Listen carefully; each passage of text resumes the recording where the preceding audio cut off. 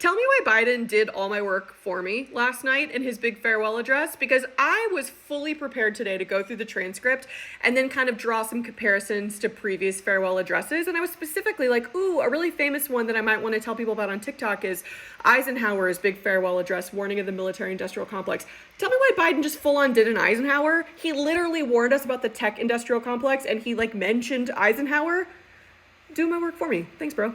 So let's talk about Eisenhower for a second, and let's talk about this reference point. So Eisenhower is one of those people that is not at all what you think. If you did a quick skim, just a few sentences of his Wikipedia bio, you're going to probably make a lot of assumptions about Dwight D. Eisenhower that are not true.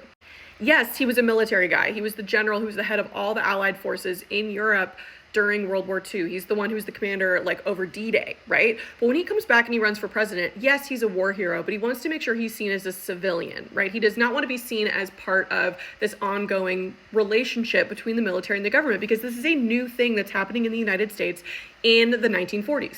It seems really obvious to us now that oh, of course, U.S. military spending is really high and the U.S. military is really massive, but that wasn't the case before World War II, right? Before World War II, we actually were very isolationist and we had a very small kind of standing permanent military. And when we needed to, we would kind of contract out with private companies like Henry Ford or whatever to produce things for us. But then when wartime wasn't happening, we went back to kind of civilian production. World War II changes a lot of that.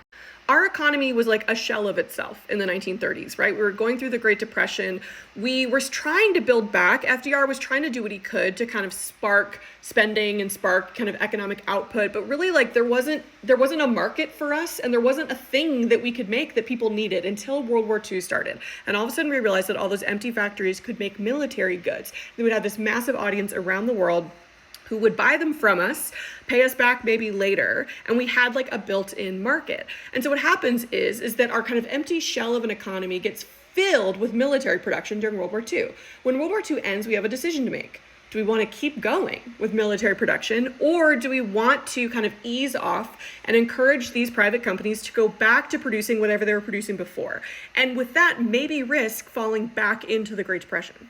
Now, you would think that Eisenhower, as this general turned president, would be all for increasing this relationship between the U.S. and the military, but it's actually the exact opposite. He is really scared. And when he's president, and then when he's leaving and giving his farewell address, he very famously warns about he coins the term military-industrial complex. Again, this seems really obvious to us now because we're from the future and we know that Eisenhower's warnings came true. But at the time, this is a really weird concept. The idea that there might be this sort of unhealthy relationship between the U.S. and private military industries. And Eisenhower's saying, well, what happens, right? If the U.S. government and its economy is becoming increasingly motivated to provoke wars, to get involved in wars, to continue its military presence around the world as a way to preserve its economy. We should be nervous about that, Americans. Spoiler, Americans weren't super nervous about that and it ended up happening. But that's what Biden was referencing last night when he warned about the tech industrial complex.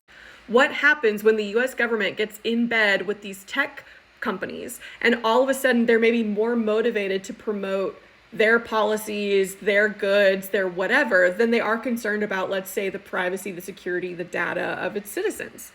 So anyway, thanks Biden for doing my job for me this morning. Biden pulled an Eisenhower, and now you know what that means.